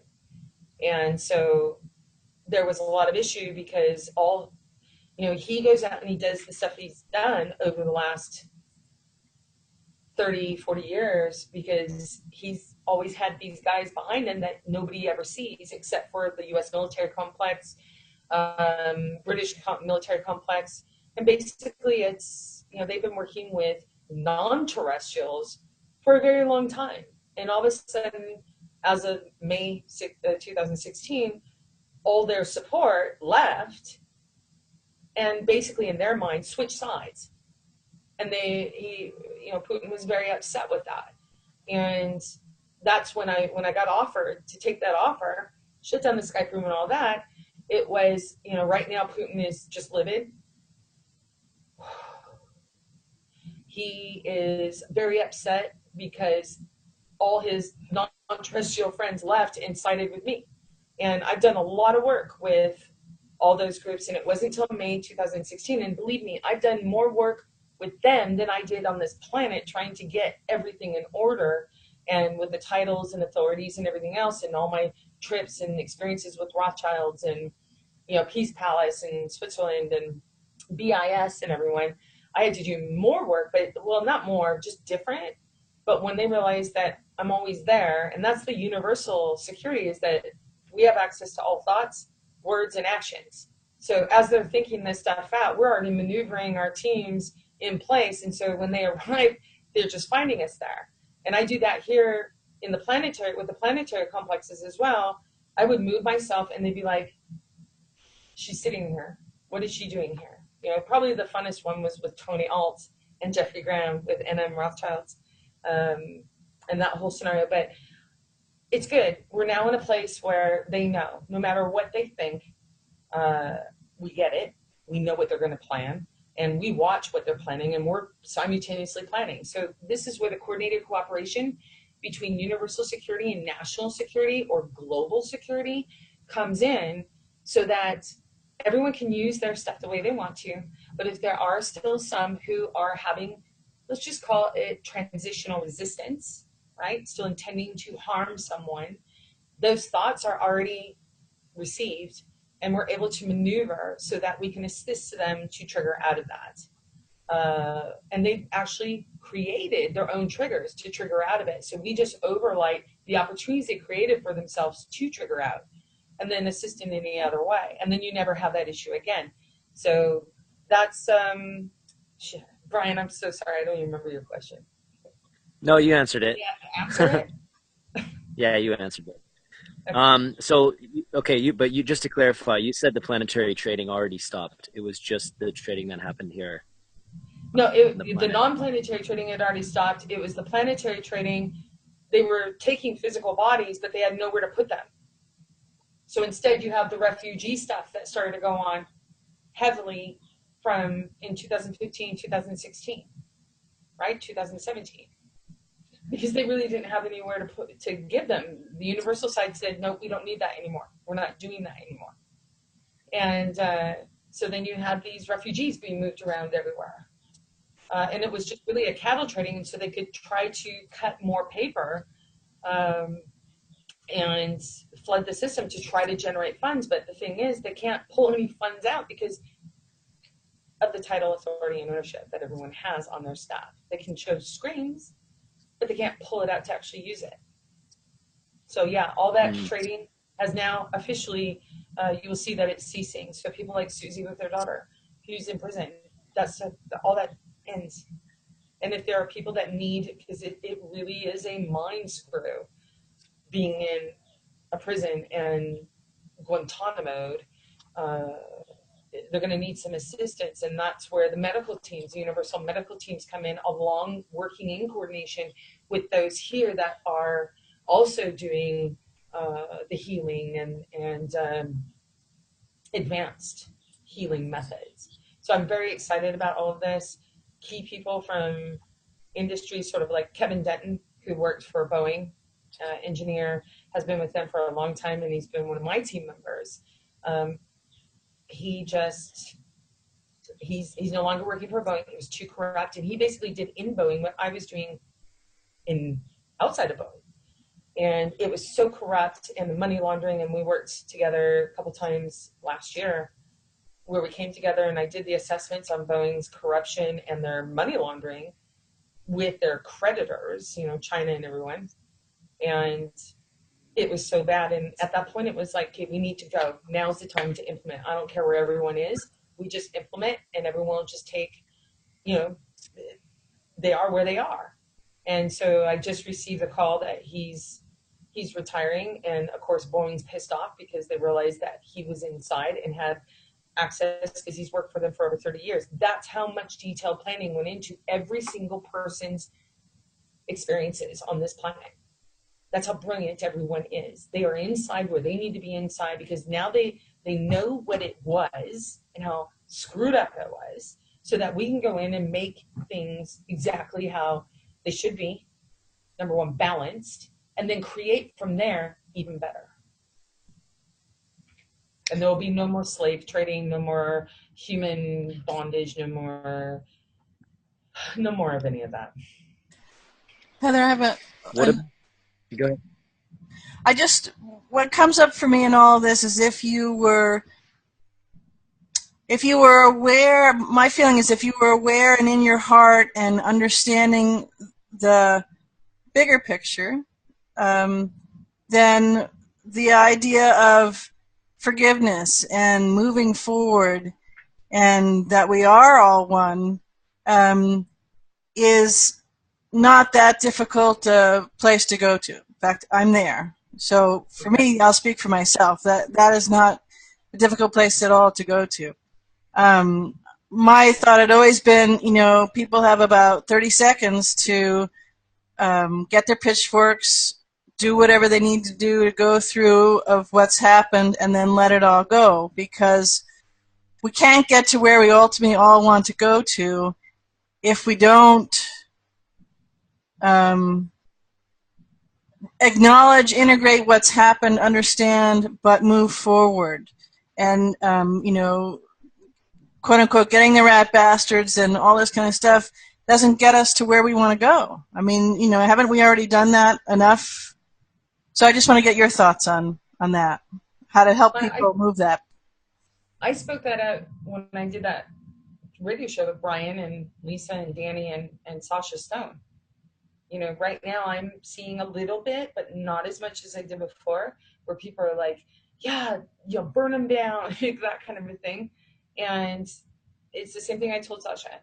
You're going to find me, if anyone has the intent to hurt anyone in quote unquote judgment or retribution, they're going to find me in between them and their target. Because we all did this, we all played this, and we're all undoing this. So that awareness that we're all one, that awareness that we're creators, so powerful in all of existence. There is no such thing as judgment. And you'll still find me there in between any targets, intended targets, until that finally is never an issue again. And it won't just be me. You're going to find a whole lot of people standing there protecting those that are supposedly an intended target, and also assisting the one that's targeting, because they also need assistance to let go of these feelings of wrongdoing, being wronged, hurt. And I'm not saying that the experience wasn't real. I get that the experience of being hurt and damaged is very real. I can tell you, Heather, for that first week, when people started getting access, they were so thrilled. The furthest thing from their minds was to arrest anybody or to seek retribution. What they did was they were paying their bills, they were helping their family, their friends, they were spreading the news. And I think overall, the majority of humanity has moved past that, especially the ones who are aware of what is going on and actually listen to these broadcasts. Yeah. All of them have really, they just want what is theirs, and the ability to do and be as they choose. That's all any of us ever wanted, was just to have our freedom. Yeah. When you brought up a good point, Bob, we saw it. We saw the proof, and that actually was a huge decider for what happened here in DC.